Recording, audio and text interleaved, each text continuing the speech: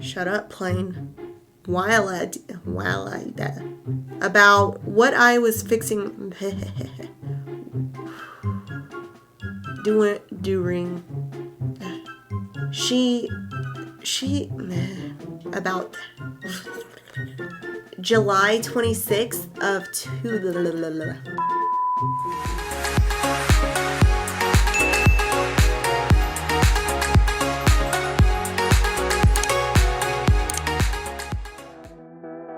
Hey guys, welcome to BookBabeBeauty. My name is Erica, and if you've never seen any of my videos before, I love books and makeup. I especially love to give you guys a review for a great book that I just read while I do my makeup. If you've also seen my videos before, you may notice that my voice is a little different. I am trying to get over being sick, which is why I haven't had a video in the last week, and I still haven't fully recovered. But while I was sick, I also read a lot, so I have like 4 videos that I am ready to make, and I'm getting a little stir crazy, so I'm just gonna get started, cracked voice or not. You'll just have to bear with me today. I'm really excited to share with you this book that I read. For starters, you guys know I love when I find new to me authors, but I especially love it when I discover an indie author whose writing hasn't reached the masses yet, but it is so good that it deserves to. Today's book is a romance novel, but this was no ordinary romance novel. In fact, it was no ordinary story. I knew only a little bit from the book blurb about what I was fixing to read, but there was no way I could have prepared myself for the genius way that this story was told until I actually read it. While this book is a romance novel, it could be classified as somewhat otherworldly and a story of 2 people linked in communication within another realm. But what you think that you know in the beginning is not how this story plays out at all. Fate is a huge theme in this story, as the title suggests, because even in tragedy lies destiny, and life just has a way of happening in ways we may not understand, but in a way that it's supposed to. So before I say any more, let me introduce the novel featured in today's video. Today's book is called Dreams of Fate by Skylar Shoar. I was very blown away by this author's writing ability and the way that she created this very unique story. So today I'm going to talk a little bit about this book, a little bit about the characters in this book, what you can expect if you decide to pick this book up, and a little bit about the author who wrote it. So now that I've said all that, I am ready to put my makeup on, and let's get started.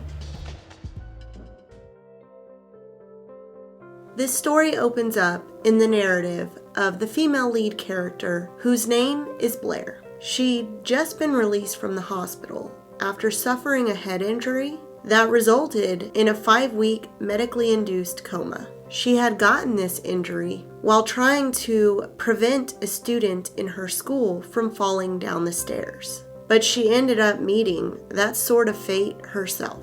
Now, while she may be medically sound and ready to stay with her older sister Izzy during her continued doctor's orders for rest, she's not emotionally ready to face the world without him. Now, who's him, you might ask? Well, during Blair's coma, she met a man named Tyler while in her dreams. Every time they'd connect in her subconscious, it was always in the same beautiful meadow. Bright and vibrant flowers, blue skies, breathtaking waterfalls. These were just some of the features in what became their little slice of heaven. But even after Blair had woken up from her coma, her meetings with Tyler hadn't stopped.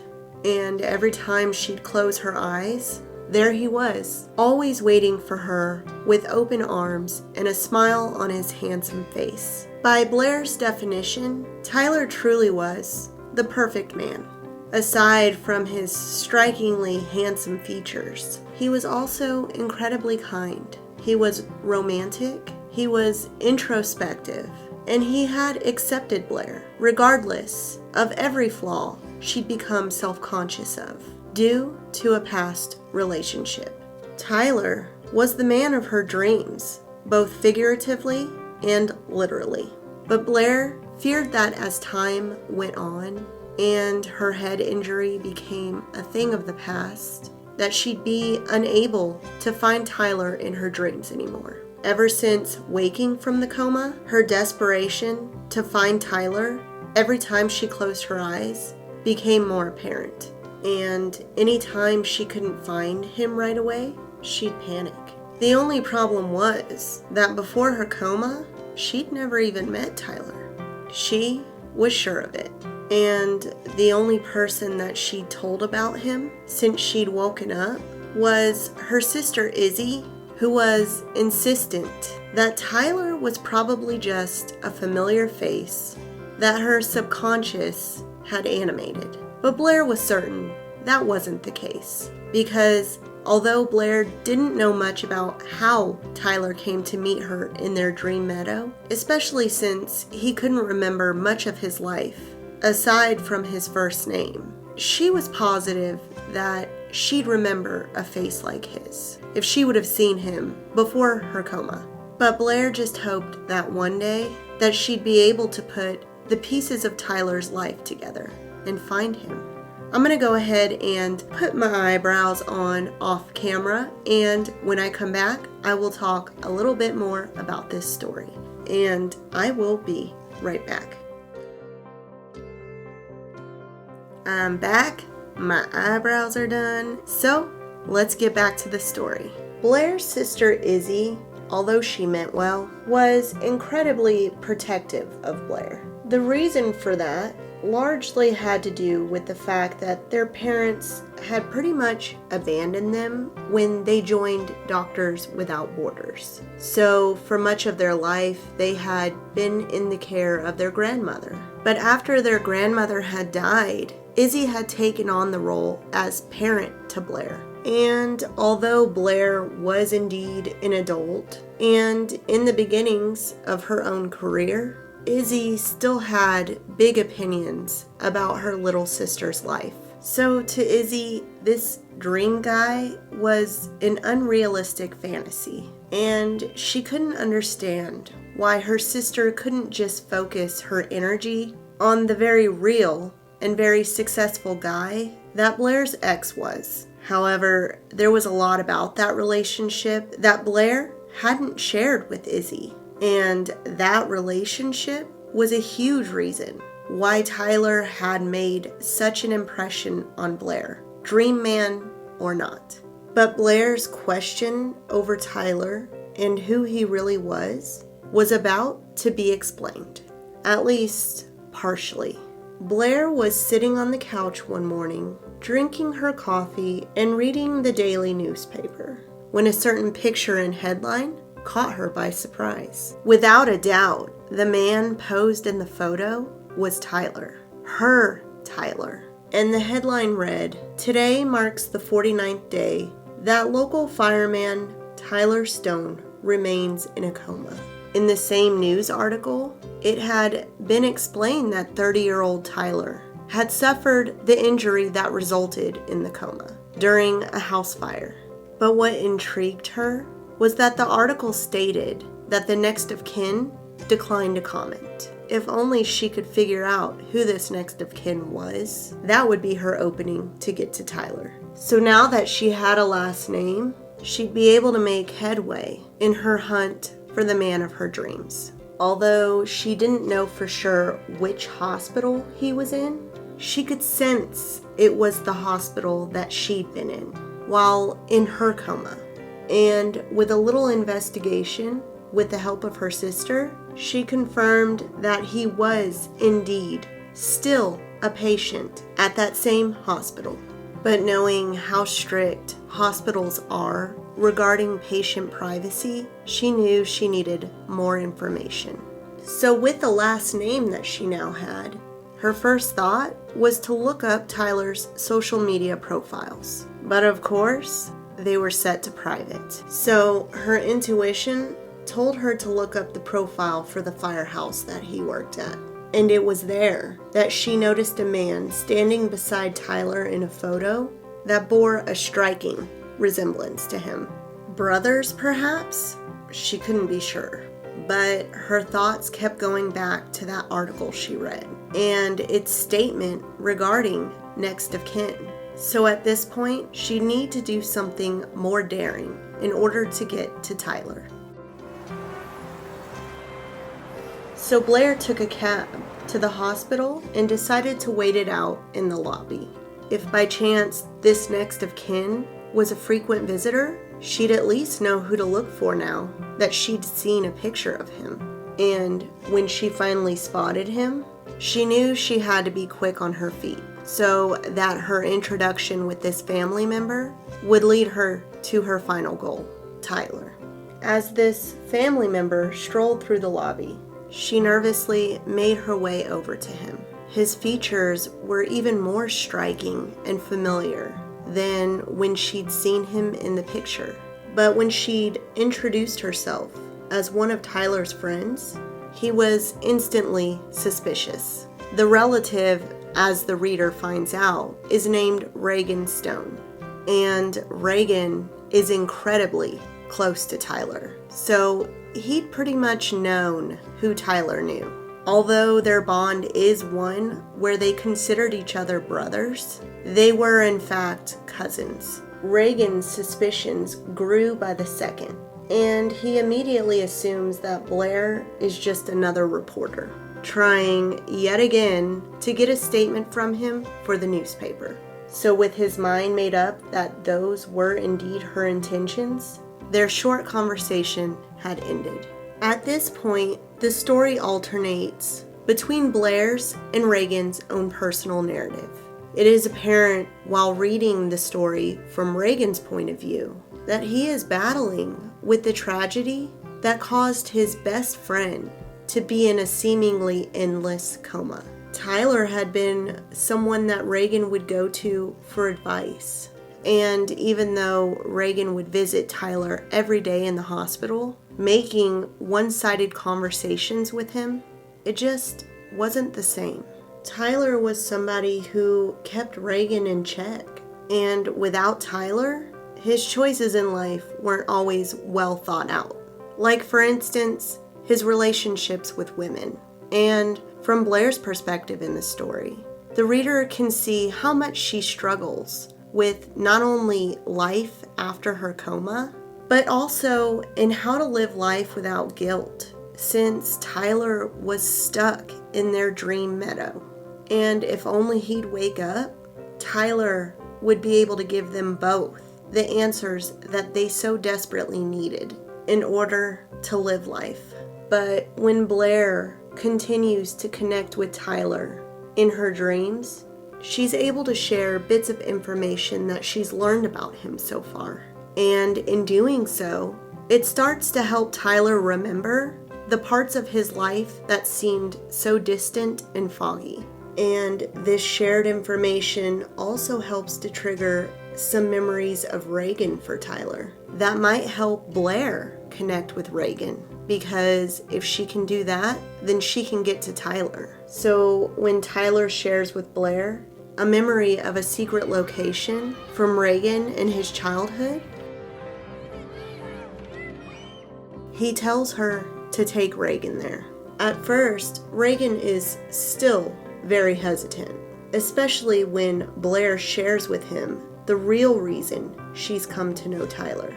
That she's never actually met him in person, but rather in their dreams that started while she had been in a coma herself.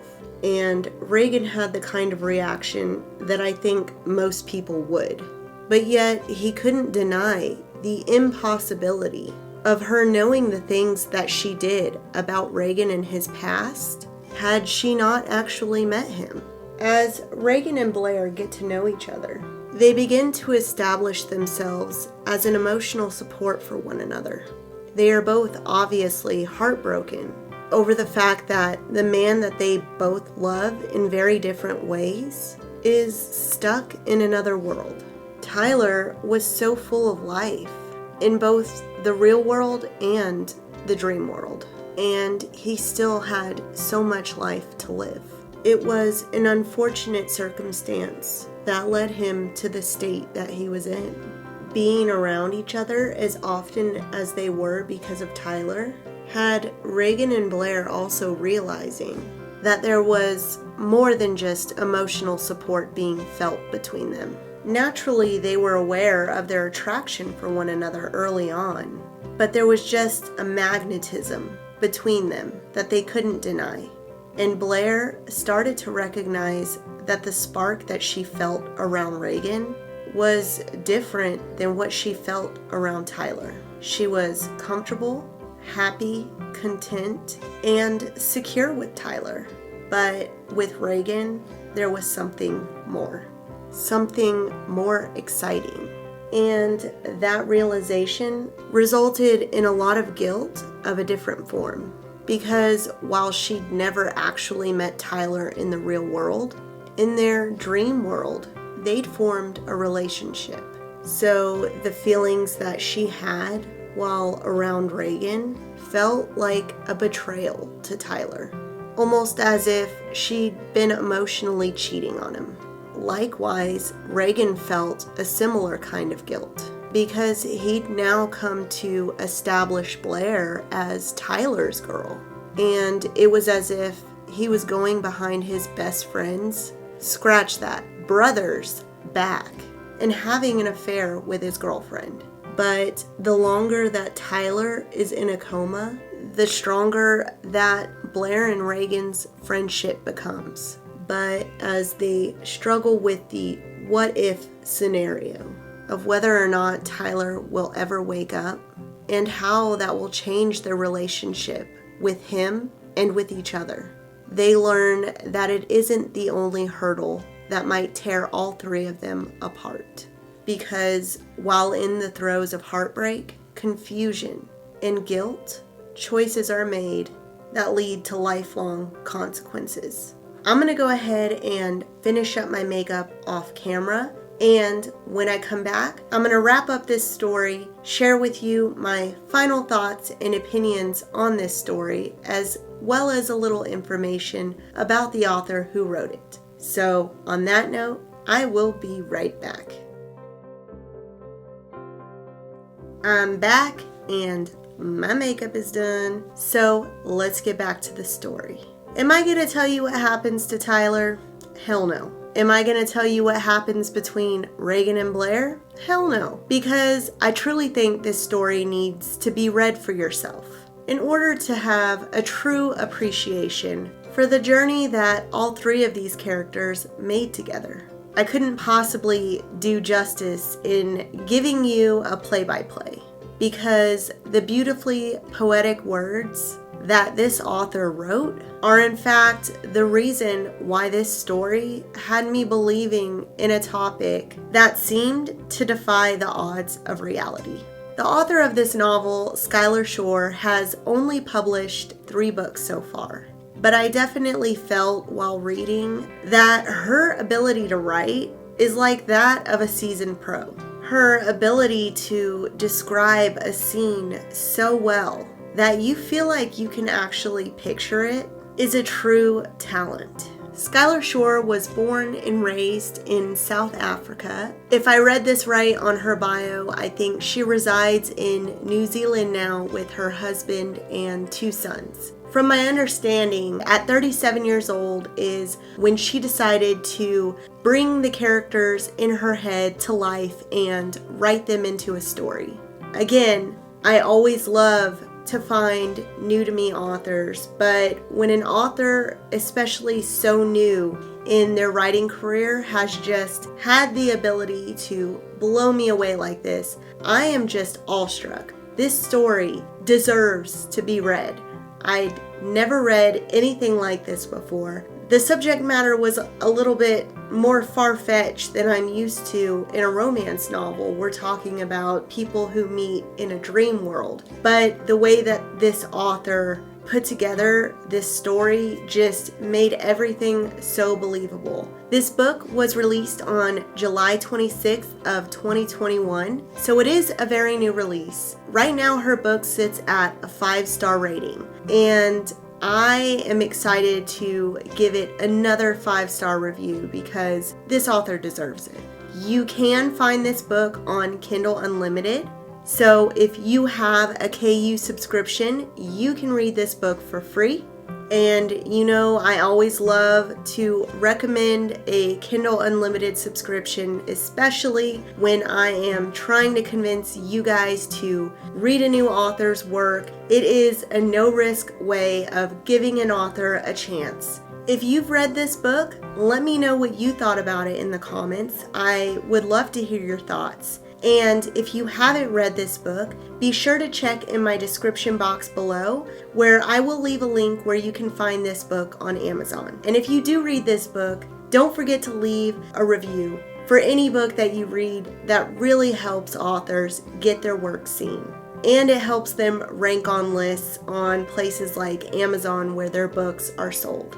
If you have any book suggestions for me, as always, please don't hesitate to let me know what you want me to read. And if you're an author and you want me to read your book, my website is listed below in the description box. Just fill out a form and I would love to put your book on my TBR list. Thank you for your patience and understanding with my sickly voice and for not having a video in the last week, but I was in no condition to be talking on camera or doing makeup. If you like this video, don't forget to give it a thumbs up. And if you like books and makeup, then don't forget to subscribe to my channel. As always, thank you guys so much for watching. Thank you for your time and for your support. I hope you guys have a great rest of your week. Y'all stay safe out there. Read a damn book.